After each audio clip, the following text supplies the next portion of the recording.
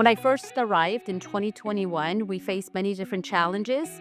Coming back from COVID, we were testing students. We had chronic absenteeism of 48%. So, adjusting back to learning, ensuring that our students were present, ensuring that our students felt good about themselves. The social emotional aspect was also crucial to ensuring that our students came into a space where they felt secure, they felt safe, they felt empowered to retake their learning from then.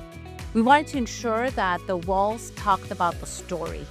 So as you can see in these walls, we have some of the students that represent a college-going culture because that's what we want, that's what we're about. We're also a school that has a lot of culture, a lot of different, Central American, Mexico, a lot of different regions, and we wanted our students to feel good when they walked in. And so as you can see, the different cultures are also represented in our walls. I think in essence, the one word that describes SVAH is empowerment. Okay, everything's about empowerment.